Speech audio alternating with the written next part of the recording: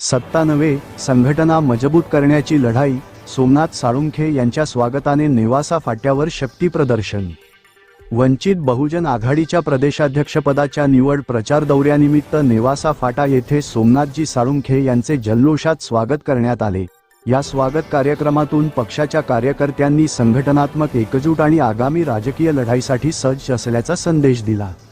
नेवासा तालुकाध्यक्ष पोपटराव सरोदे यांच्या नेतृत्वाखाली झालेल्या या स्वागत सोहळ्यात तालुका उपाध्यक्ष बाबासाहेब आलाट, महासचिव गणपतराव मोरे, राम मगरे, तालुका संपर्क प्रमुख संदीप क्षीरसागर, जिल्हा उपाध्यक्ष योगेश गायकवाड, तालुका युवकाध्यक्ष आकाश इंगळे, तालुका संघटक बाबासाहेब आलाट, चांदा गट, कुकाणा गटप्रमुख जगदीश आदमाने, आशिष शिंदे, शाखाध्यक्ष जोसेफ मिरपगार, भीमराज यादव तसेच पक्षाचे कायदेशीर सल्लागार ॲडव्होकेट देवदान झावळे यांच्यासह अनेक पदाधिकारी व कार्यकर्ते उपस्थित होते. यावेळी उपस्थित पदाधिकाऱ्यांनी वंचित बहुजन आघाडीला राज्यभर अधिक बळकट करण्याचा निर्धार व्यक्त केला. आगामी राजकीय आव्हानांना सामोरे जाण्यासाठी संघटन मजबूत करणे, गावागावांत पक्ष पोहोचवणे आणि जनतेचे प्रश्न आक्रमकपणे मांडण्याचा संकल्प व्यक्त करण्यात आला. कार्यकर्त्यांच्या मोठ्या उपस्थितीमुळे नेवासा फाटा येथे पक्षाचे शक्तीप्रदर्शन झाल्याची चर्चा रंगली. उपस्थितांनी आगामी निवडणुकीत काळात पक्षाच्या संघटनात्मक विस्तारासाठी आणि जनतेच्या प्रश्नांवर संघर्ष अधिक तीव्र करण्याचा निर्धार व्यक्त केला. वंचित बहुजन आघाडीच्या माध्यमातून आपण प्रदेशाध्यक्ष पदाची निवडणूक लढवित आहात, तरी आपले उद्दिष्ट काय असणार? पक्षाला संघटनात्मक पक्ष भक्कम आहे. राजकीय यश विधानसभा आणि लोकसभेच्या माध्यमातून प्राप्त करण्यासाठी या येणाऱ्या 3 वर्षामध्ये आम्ही सक्षम कृती कार्यक्रम राबवतोय.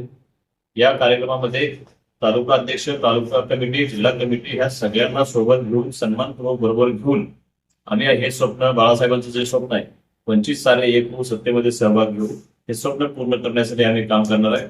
एक चांगल्या दर्जाची संघटना, सर्वसामान्यांचे प्रश्न हाताळणारी संघटना, रस्त्यावरती उतरून सामान्यांना न्याय देणारी संघटना म्हणून वंचित बहुजन आघाडी भविष्यामध्ये कार्यरत राहील. आणि हे सर्व करण्यासाठी वंचित बहुजन आघाडीच्या ज्या संघटनात्मक पातळीवरती निवडणुका सुरू आहेत, त्या निवडणुकांच्या माध्यमातून जी नवीन कमिटी निवडली जाणार आहे, ही कमिटी महाराष्ट्रासमोर एक आदर्श निर्माण करेल अशी अपेक्षा मला आहे. दिल्लीत जे आंदोलन चालू आहे विद्यार्थ्यांचं, आज 27 ते 28 दिवस झाले. धर्मेंद्र प्रधान यांनी राजीनामा देण्यासाठी सीजेपीचे जे तिथे बसले आहे कार्यकर्ते व सीजेपीचे प्रमुख, तरी अद्यापपर्यंत सरकारकडून कोणती भूमिका स्पष्ट होत नाही. त्या बाबतीत काय सांगणार आपण? सरकार हे गेंड्याच्या खात्री सरकार आहे. हे सरकार विद्यार्थ्यांच्या वरती अमानुषपणे लाठीमार करताना आपल्याला दिसले, आंदोलन चिरडून काढण्याचा प्रयत्न करताना आपल्याला दिसले. एक लक्षात आपण घेतलं पाहिजे, आदरणीय बाळासाहेबांनी सुद्धा त्या आंदोलनस्थळी भेट दिली. महाराष्ट्रामध्ये जसं देशामध्ये जसं नीटचा पेपर फुटला, तसं महाराष्ट्रामध्ये टीईटीचा पेपर फुटला. त्याच्या विरोधामध्ये आपल्या पक्षाची सम्यक विद्यार्थी आंदोलनाची विंग आहे, यांनी महाराष्ट्रभर आंदोलन केलं आणि महाराष्ट्राच्या शिक्षण मंत्र्याला आंदोलनस्थळी येऊन शिष्टमंडळाबरोबर 2 वेळा चर्चा करावी लागली. आदरणीय बाळासाहेबांची साहेबांच्या बरोबर त्यांनी चर्चा केली. पण आपण ज्या पद्धतीने आंदोलन करतो तिथे यश 100% निघतं. त्याच पद्धतीनं वंचित बहुजन आघाडीनं महाराष्ट्र बंद पुकारला. कशाच्या आधारावरती पुकारला? तर त्या विद्यार्थ्यांना जो अन्याय झाला, अत्याचार झाला, त्याच्या विरोधामध्ये, केंद्र सरकारच्या भूमिकेच्या विरोधामध्ये आपण बंद पुकारला आणि निश्चितपणे आपण न्याय मिळेपर्यंत या विषयाला धरून राहणार आहे. 100% आपण तो न्याय मिळवू. नेवासा तालुक्यातील खरवंडी येथे झालेल्या लैंगिक अत्याचाराबाबत आपण काय सांगणार? तसेच मडी येथील जी घटना झाली खरुंडीमध्ये ती अगदी निंदनीय आहे. या समाजाला काळिंबा भासणारी आहे. त्या घटनेचा प्रथम आम्ही सर्व आमची वंचित बहुजन आघाडीची टीम आम्ही त्याचा निषेध करतो. अशा घटना करणाऱ्या नराधमाला 100% आम्ही तर म्हणतो फाशीची शिक्षा झाली पाहिजे. आणि कुठल्याही प्रकारचा असं जर तालुक्यामध्ये दूषित वातावरण करणारा जर एखादा आतंकवादी असेल किंवा मनुस्मृती आणि त्याला कर्मठ आणि निमट विचाराचा जर असेल तर 100% आम्ही या गोष्टीचा जाहीर निषेध करतो. आणि जी खरुंडीला घटना घडली, ही घटना महाराष्ट्रामध्ये कुठे घडू नये अशी आपण पोलीस प्रशासनाला आता आम्ही 1-2 दिवसात निवेदन देऊन एक आंदोलनाचं नियोजन करणार आहोत. दुसरा विषय महाराष्ट्रामध्ये जे आराध्य दैवत म्हणून आहे मढी देवस्थान, भटक्याची पंढरी म्हणतात.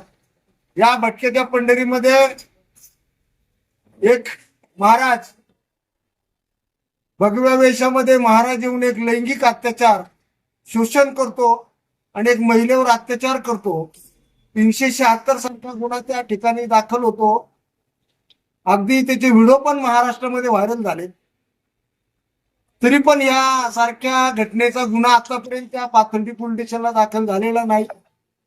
दुसरा मुद्दा हिंदुत्वाचा मुद्दा असेल.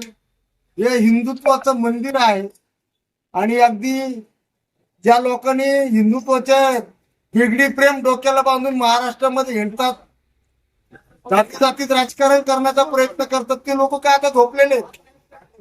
तुम्ही नेहमीच हिंदुत्वाच्या विरोधात बोलत असतात. हिंदुत्वाच्या विरोधात तर आपल्या पक्षाची भूमिका काय आहे? आम्ही महाराष्ट्रामध्ये आम्ही सुद्धा हिंदू म्हणून जन्माला आलेलो आहोत. पण या देशामध्ये डॉक्टर बाबासाहेब आंबेडकरांचं संविधान चालतं. या संविधानावर देश चालतो. म्हणून मी प्रथमतः या हिंदुत्ववादी विचाराचा मी जाहीर निषेध करतो. काय ह्या लोकांनी आता तिथला जो आहे मरकड, संजय मरकड सरपंच आहे तिथला, त्या अध्यक्ष पण ह्या लोकांनी आता विचारत घेऊन ह्या लोकांना हे केलं पाहिजे तिथं. ह्या अशा घटना जर तिथं हजारोनी लोक येतात. आमची दलितांची भटक्यांची पंढरी जर म्हणलं तर महाराष्ट्रामध्ये मढी देवस्थान प्रसिद्ध आहे. याच्यासाठी ह्या लोकांनी आता जर तुम्ही मुस्लिमाला विरोध करताय, मुस्लिम समाजाने त्या ठिकाणी दुकान लावण्याचा तुम्ही विरोध केला, सगळ्या गोष्टीचा विरोध केला. मग ह्या घटनेचा आता त्यांनी निषेध करून ह्या घटनेसाठी पूर्णपणे वेळ देऊन ह्या समाजाला न्याय देण्याचं काम केलं पाहिजे, त्या भगिनीला न्याय देण्याचं काम केलं पाहिजे. हजारो महिला अंधश्रद्धेच्या नावाखाली तिथं राहतात. त्या महिलेचं संरक्षण करायचं काम या संजय मरकड आणि टीमचं आहे, अध्यक्ष आणि देवस्थानचं काम आहे. त्याच्यासाठी मी विनंती करतो, जर इथून पुढच्या अशा गोष्टी जर घडल्या तर वंचित बहुजन आघाडी निश्चित या गोष्टीचा विरोध केल्याशिवाय राहणार नाही, एवढंच बोलतो. राजकीय, सामाजिक आणि देशातील प्रत्येक महत्त्वाची घडामोड सर्वात आधी पाहण्यासाठी आजच prince Maharashtra news YouTube channel subscribe करा. राज्यातील आणि देशातील ताज्या आणि विश्वासार्ह बातम्या पाहण्यासाठी नेहमी अपडेट रहा प्रिन्स महाराष्ट्र न्यूज सोबत.